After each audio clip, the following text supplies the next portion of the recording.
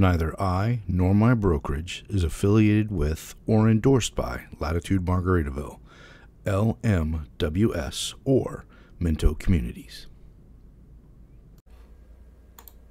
Hey, I'm Mark .w.oberg with Berkshire Hathaway HomeServices Beach Properties of Florida, and this is video number 6 in my vlog series of my personal Hula Conch Cottage being built at Latitude Margaritaville Watersound, Panama City Beach, Florida. Now, I'm going to be taking you through, as the weeks progress, how Minto builds a conch cottage. Many of the construction processes are similar for all of the other products. Of course, there's differences and nuances, but for the majority, everything is pretty much the same. So I'm going to take you through it. I appreciate you going on this journey with me. So I have elevation A on the conch cottage, and I did not get to select my elevation, unfortunately. My preference, personal preference, would have been elevation B. However, my neighbors had already selected their elevation, so it limited me to selection A and C, and I preferred A over C. I think all the elevations are fine. So my living room windows there. The second window opening there with a box in it is the guest bedroom. And this double opening here is where the primary suite is. Stepping back here towards the auxiliary parking spots where they will be. In the future, you'll see the AC condenser in this area, power meters. And here we're coming up on my garage and my neighbor's garage over there. So here's something that I either have missed over the past 32 build-outs that I've filmed, or it's relatively new.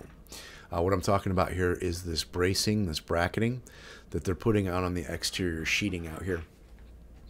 Now that honestly is the first time I've seen it. I've filmed 32 build-outs for clients. That doesn't mean they didn't do it before and I simply missed it because maybe they had the paper hung up the next time I went out. But this is the first time I can recollect seeing this bracing on the exterior, and I like it. This seam right here represents the shared wall between me and my roommate. And the interior walls here that are our shared walls, well, they are connected not only by trusses, but also additional framing on the inside. So that interior wall that separates the two cottages is very sturdy. But now adding it out here on the exterior, that's even more reinforcement, and I like it. Additionally, you're seeing the different colored board there. That is fire treatment. That's in case your roofmate's house catches on fire, God forbid. It's supposed to burn slower to allow your neighbor to escape, and yourself, if your house catches on fire, you want to get out too. Here I'm showing you the tie downs. That's an interior tie down, and here's a corner tie down, all on the exterior walls. And I'm getting ready to show you the difference in gauge. Okay, notice that one equal to that one. It's about half the thickness of my thumb. Now this is a general one, runs through the interior walls, but that's about a little bit, about a third of my thumb. That's a half. So they use thicker gauge on the corners. That is an anchor bolt. I'll actually show you one when I find a box. There's one of the tie downs. As it comes in the box, you can see a plate. Now there's another plate that attaches to that, and I'm going to show you that in a little bit. Going through the garage, you can see firewall, fireboard up on the roof decking and in the walls.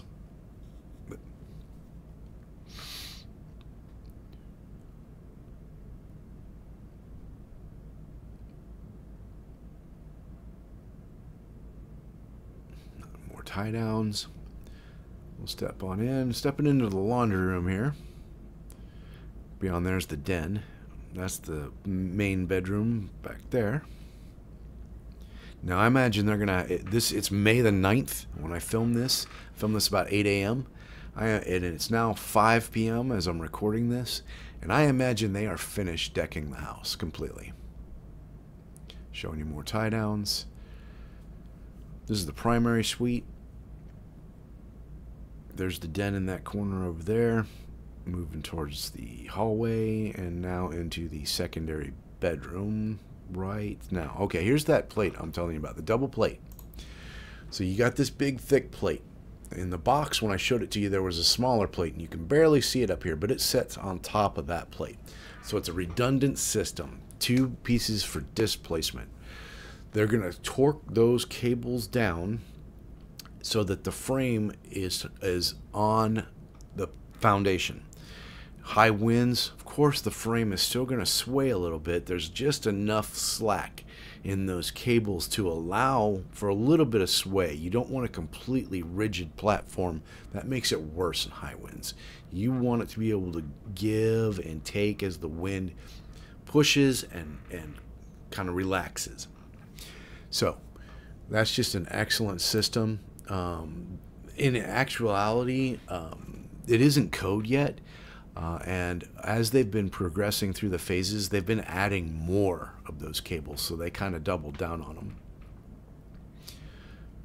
Now this box right here contains the anchors. Now those things embed into the exterior footer of the wall and then down into the foundation. So that's just more securing the frame to the foundation. And remember, the foundation is also reinforced with rebar, with a cage. We'll head into the common living area here. Look at where the kitchen will go. Showing you the trusses there. That's the dining room there, and into the living room. Vaulted ceiling. By the door frame, we got a double tie down system for that front wall, the lanai. So they really secure these frames to the foundations of the homes out here. Step out on the lanai. My neighbors are getting their foundations poured today. And beyond there was the mail kiosk. So I appreciate you going on this journey with me as I take you through step by step as Minto builds my Hula Conch Cottage. Many of the processes that they used are used in all of the floor plans that they build. So I hope this is educational for you. It sure has been for me over the years. And honestly, I don't get bored of watching these things being built. It fascinates me. Well, thanks for joining me. Please join me for the next one. Bye now.